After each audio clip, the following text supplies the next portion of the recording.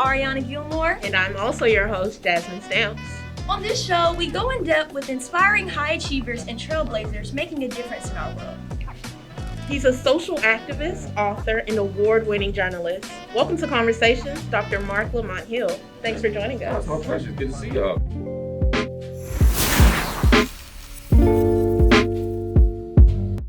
Good to see you as well. You began your college career at Morehouse and HBCU, but completed your degree at Temple University. Being that we are on the HBCU campus, can you tell us some of the differences that you experienced between the two? It's a good question. When I was at Morehouse, I felt like I was home. I felt like I was around people who had investment in me at the personal level, at the community level, and at the academic level. Temple was great for me. And I've taught at Temple twice, and I graduated from Temple. But there's no experience like an HBCU experience. There's nothing like walking on the campus and seeing faculty that look like you, administration that looks like you. There's nothing like not having to explain yourself. Nothing like going into the drugstore and having hair care products or that for your hair as it grows out your head naturally, or walking into the cafeteria and knowing that you're gonna even eat the food and connect to the food. Right. You don't guys bring your own hot sauce. It's gonna be there. It's definitely gonna be there. Fried chicken, fried. Yeah. Look, we had it on Wednesday, and that's how it was. And I taught at Morehouse afterward, and even as a faculty member, being able to replicate that experience for other students, to say, look, I care about you, I'm invested in you in a different way, because we need to be. That for me was everything. Yeah. What were your initial career aspirations when seeking out education, and Spanish being your major in undergrad school? Can you tell us about the moment when you realized your calling to be a social activist? I was trying to figure it out. I went to college unsure about who I wanted to be or what I wanted to be. I knew that being an educator in some form or fashion was part of the mix. But I didn't know what that meant. I wanted to be everything from a basketball coach to a religious studies scholar to, I ran the gamut. But I was sure that I wanted to help Black people and that I wanted to engage Black communities all the time. And so for me, that was key. You asked me a question about Spanish. You said... When you began in undergrad school, your major was Spanish. Yeah. It sort of pivoted to that. I was really, my first major was religion. Then it was political science. No, it was political science, then it was religion. Then it was a few things. Then I transferred, it changed a lot. I was trying to figure it out. I ended up being a high school Spanish teacher when I graduated. And so that was sort of why Spanish became key for me. But that was at the end. Okay. In my research, I observed confidence and conviction in the way you re-emphasize your life's work and purpose after some trying times. It made me think, how could someone under such fire be resilient and not letting certain critical career moments define them or negatively impact their esteem and drive in being a leader? Well, the first thing is, I didn't do it perfectly. So there were times where it did affect my esteem and the times where I did fall. I just got up, Yeah. But I didn't do it perfectly. It was a struggle. It was very challenging at times, both early in my career and also more recently, whether it's CNN or whether it's, all these things that have an impact on you. They take a toll on who you are. So it was a challenge. But on the whole, I think the thing that keeps me steady, the thing that keeps me moving forward is my faith in the people. I believe that we can be victorious. I believe that Black people will win. I believe that Black people are worth fighting for and loving and taking hits for. And so when you take a hit, you know that it's part of the journey, right? The victory's in the struggle. And so if you're not struggling, then you're probably doing something wrong. So that keeps me pushing. But some days it's hard. Some days I don't have that optimism. Most days I do, but some days I don't. And I say that because I want to remind people that it's okay to not feel optimistic all the time. That it's okay to feel like, I ain't got it. It's okay to feel like you fall short. You just can't stay there. You just can't linger there, Yeah. That was beautiful.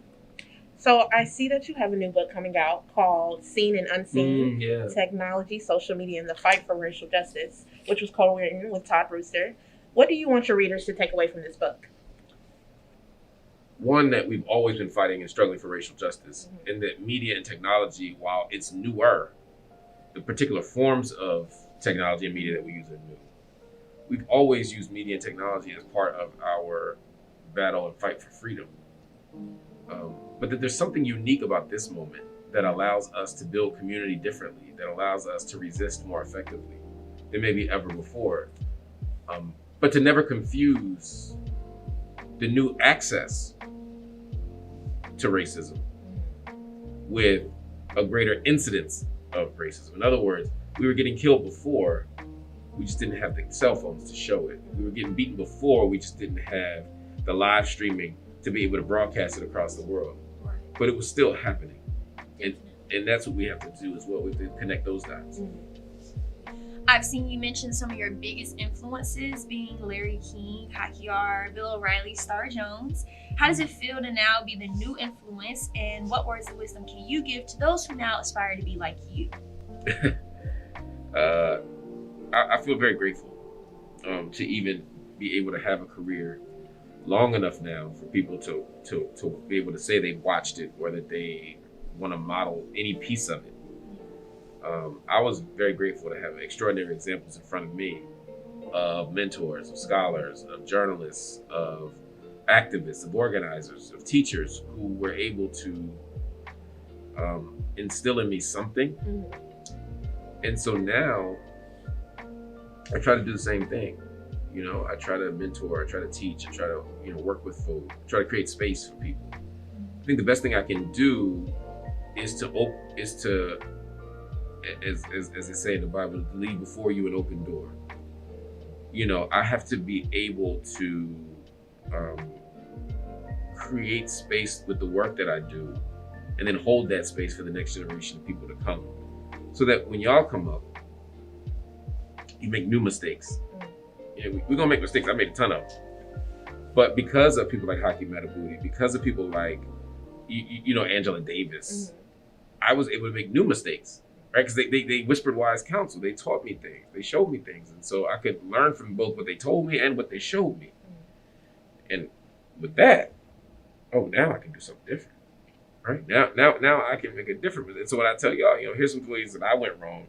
Here's some ways where our movement went wrong. Here's some ways as scholars that we didn't focus on this or that, so that you all can enter the space and do something different. So you wear a number of hats, from host to activist, author, and business owner, and that's just to name a few. Is there ever a time when you're not working? And if so, what do you do with that spare time? It used to be sports, but I'm pretty broke down now physically. So I don't know if I'll be back on the basketball court anymore. So, but I still like live music. I still like to hang out. I still love TV, watching these watching all the different power books is enough to keep me busy. And I try to spend time with family. Right. Most important. Being that we are communications majors, what's your advice to aspiring Black journalists who want to advocate their truths and experiences in marginalizing spaces? There's an opportunity to do great things, but you have to be willing to be honest about what you want. If you want to be the most famous TV host in America, then you're probably not going to be able to advocate for all the things you want to advocate for. You want to be on the ground with the people, that's fine. It comes at a cost. You want to advocate for women's rights, it comes at a cost. You want to advocate for LGBTQ folks, it comes at a cost. And you got to be honest about whether you're willing to pay the price. I meet so many young journalists who want to be the biggest, most famous thing, and they want to do all this other stuff, right? And there's going to come a point where somebody's going to say to you, you can do this, I give you this whole bag, but you can't say that. Or you will watch somebody lose that whole bag because they said that. So they ain't got to tell you. You know that if you do that, you're going to follow the same fate as that person. And so then you're going to be forced to make a choice about what you value more. And you got to be willing to be honest about that. But don't fool yourself into thinking that you can succeed and thrive and be coveted by the world, by those the powerful, and think you're going to be advocating for the powerless. You can't do both at the same time. You can do it for a while, but at some point, there's a clash. And at that moment, you got to choose. Then you got to do the right thing.